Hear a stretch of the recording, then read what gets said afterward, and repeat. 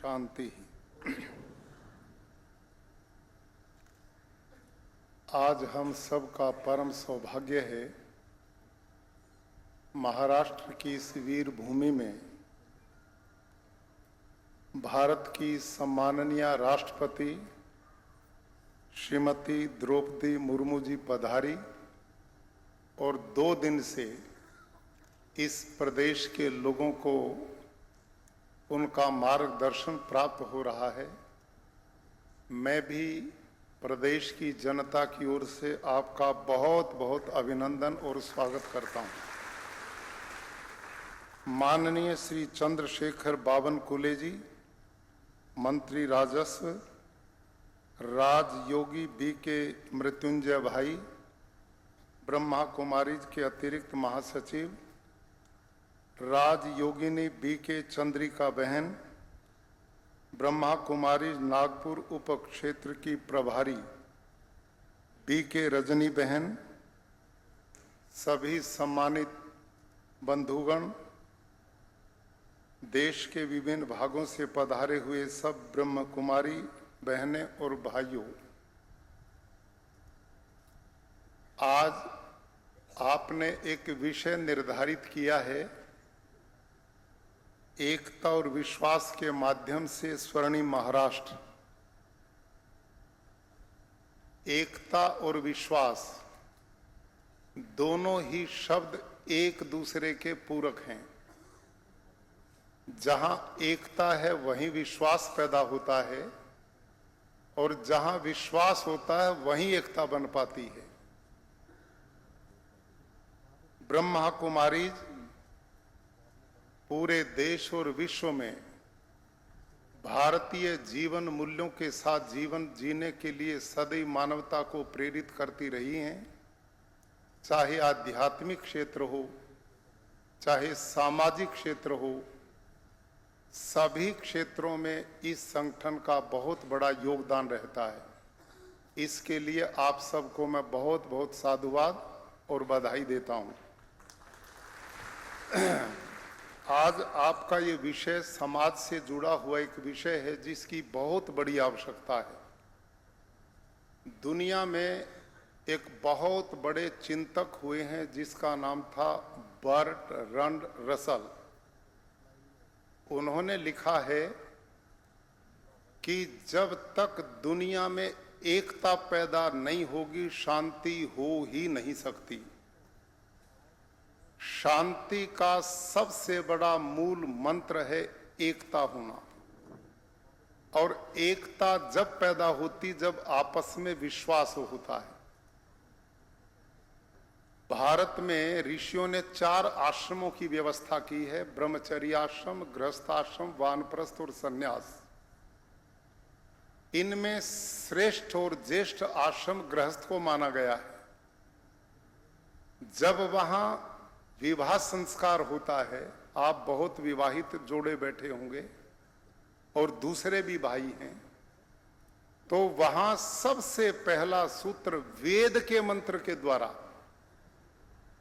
दंपति को यह दिया जाता कि दुनिया में यदि सफलता पूर्वक जीना है, अनेकों में एक बनना है और समाज को कुछ देने के लिए आप आए हो, तो सबसे पहले आपने एक सूत्र को पकड़ना होगा। और उसमें वहां लिखा था, समंजंतु विश्वे देवा सम आप हृदयानिनो सम मातरिश्वा सम धाता समुद्वेष्टि दधातुनो। इस देश में जब गृहस्थ में पति पत्नी आते थे, वहीं से ये पाठ शुरू किया जाता था जो आज का विषय है। और इसमें कहा जाता था, आप दोनों ने एक दूसरे का हाथ पकड़ा है तो आपस में ऐसे एकता से जुड़ना है, हृदय में एक दूसरे के प्रति विश्वास पैदा करना है और आपने ऐसे एक बन जाना है जैसे जलों में जल मिलकर के उनको कोई जुदा नहीं कर सकता। भाई और बहनों, कहते हैं चीनी को रेत में डाल दें तो चींटियां जो होती ना वो चीनी खा जाती, रेत को छोड़ देती हैं। एक कहावत है, दूध और पानी को यदि मिला दें तो हंस नाम का पक्षी दूध पी जाता है और पानी को छोड़ देता है। लेकिन एक लोटा जल आप मुंबई का ले लें, एक लोटा जल नागपुर का ले लें और दोनों जलों को एक बाल्टी में डाल दें और दुनिया के साइंटिस्ट को कहें कि अब इस पानी को अलग अलग कर दे, जो मुंबई का उसको अलग कर दे, नागपुर वाले को अलग, क्या कर पाएगा? नहीं कर पाएगा। यह है वेदों के द्वारा मनुष्य को दिया गया उपदेश कि जब तक तुम आपस में ऐसी एकता भाव और विश्वास नहीं पैदा करोगे, जैसे जलों में जल मिलकर के अलग नहीं होता, वहां पर शांति भी होती है, वहां समाधान भी होता है, वहां उन्नति, विकास और समृद्धि का भी रास्ता बनता है। भाई और बहनों, ये विश्वास तब पैदा होता है जब मन, वचन और कर्म एक बनता है। हमारे ऋषियों ने कहा, यन मनसा मनुते तद वाचा वदति, यत वाचा वदति तत् कर्मणा करोति। जो अंदर है वो वाणी में आए, वाणी है वो कर्म में जाए। जब मानव इस भाव के साथ जीवन जीता है तो उसके आत्मा का भी विकास होता है, उसके मन का भी विकास होता है और उसको सब प्रकार की उपलब्धियां प्राप्त होती हैं। दुर्भाग्य है, आज जिस भौतिकवाद की जिंदगी में मैं और आप जी रहे हैं, यहां तो मॉडर्न लाइफ ही दो तरह की हो गई है। यहां तो जिंदगी दो तरह से दी जाती है और लोग कहते हैं पढ़े लिखे कि अपनी प्राइवेट लाइफ में कोई कुछ भी करता रहे, आपको इससे क्या मतलब है? आदमी की पब्लिक लाइफ अच्छी होनी चाहिए। लेकिन भारत के ऋषियों का कहना यह है, जिसकी प्राइवेट लाइफ गंदगी का नमूना है, उसकी पब्लिक लाइफ कभी अच्छी हो नहीं सकती। भाइयों और बहनों, यहां दो तरह से जिंदगी जीने की परंपरा नहीं भारत में, एक ही तरह की जिंदगी, मन, वचन और कर्म से एकता का भाव।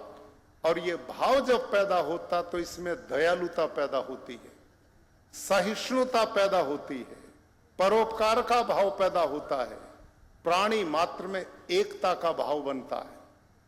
भारत के लोगों ने, याद करो, विश्व के किसी भूखंड को जीतने के लिए कभी आक्रांता नहीं भेजे। भारत ने भेजे दुनिया में, कौन भेजे? अपने संत भेजे, अपने गुरु भेजे और भारत का आध्यात्मिक प्रचार विश्व के लोगों के दिलों में देकर उनके मन और आत्मा को जीतने का काम किया। भूखंड जीतने का कभी प्रयास नहीं किया। यह हमारी संस्कृति का अंग रहा। भाइयों और बहनों, भारत की मूल संस्कृति का आधार वेद है और वेदों को जब हम पढ़ते हैं तो उनमें मानव के कल्याण का, उत्थान का, विकास का, समृद्धि का, उन्नति का, विकास का जो पाठ दिया वो अद्भुत है। एकता कब पैदा होगी? वहां लिखा है, यस्तु सर्वाणि भूतानि आत्मेवन उपश्यति यत् सर्वेषु भूतेषु आत्मा ततो न विचिकित्सति। अर्थात भगवान के सामने एक भक्त बोलता, भगवान तू कैसे मिलेगा? तेरे मिलने का तरीका क्या? तू मंदिर में मिलेगा, मस्जिद में मिलेगा, चर्च में मिलेगा, कहां मिलेगा? तो वहां वेद का मंत्र ये कहता है कि मैं कहां मिलूंगा? जब व्यक्ति अपनी आत्मा को दूसरे की आत्मा में देखना शुरू कर देता है और दूसरे की आत्मा को अपनी आत्मा में देखना शुरू कर देता है, वहां संदेह की दीवारें ढह जाती हैं और मेरा और आत्मा तेरा भी साक्षात्कार सीधा हो जाता है। ये चिंतन भारत के ऋषियों का था। और एकता का भाव कैसे पाठ इस देश में गुरुकुलों में बच्चे पढ़ते थे।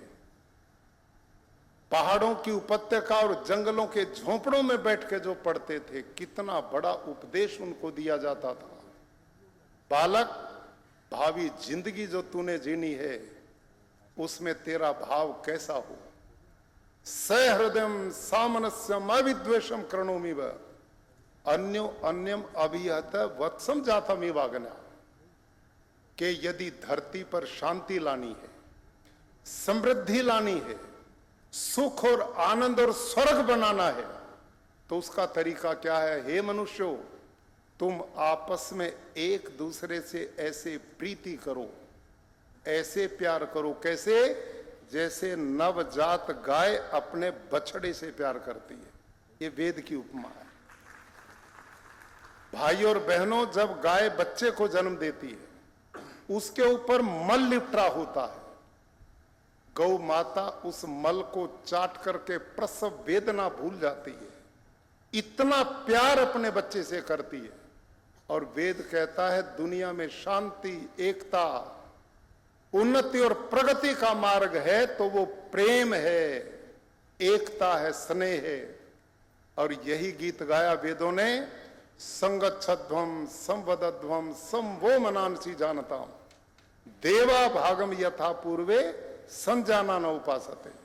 हम मिलकर के चलें, मिलकर के विचार करें, मिलकर के बैठें और आपस में ऐसे जुड़ जाएं, समानी प्रपा सवन भागा समाने योक्तरे से हुजुनजमी। जो रथ होता ना, रथ जिसमें बैल या घोड़े चलते हैं, उसके पहिए के ऊपर कमानियां होती हैं। एक कमानी पर दूसरी है, दूसरी पर तीसरी है, तीसरी पर चौथी है। जब रथ का वजन पहली पर पड़ता तो दूसरी संभालती है, और ऊपर वाली दो पर पड़ता तो तीसरी संभालती है, और उन तीनों पर पड़ता तो चारों इकट्ठा हो जाती हैं। और वो चारों इतनी ताकत बना देती हैं कि रथ के वजन को उठाकर गंतव्य स्थल पर पहुंचा देती हैं और अपना काम सिद्ध हो जाता है। यह है एकता का मतलब, यह है एकता का भाव। जिस परिवार में, जिस समाज में, जिस देश में, जिस संगठन में एकता और विश्वास है, उसकी प्रगति उन्नति को कोई रोक ही नहीं सकता। आपने आज जो विषय चुना, भगवान करे भाव हम सब में पैदा हो और मेरा राष्ट्र, जिसको भारत के यशस्वी प्रधानमंत्री जी 2047 तक एक विकसित राष्ट्र की दिशा में बढ़ा रहे हैं, मेरी आने वाली जनरेशन का भविष्य सुरक्षित कर रहे हैं। आओ मिलकर अपने समाज और राष्ट्र को इन विचारों से जोड़ें और इस देश को वही विश्व गुरु बना सकें और वही सोने की चिड़िया बना सकें।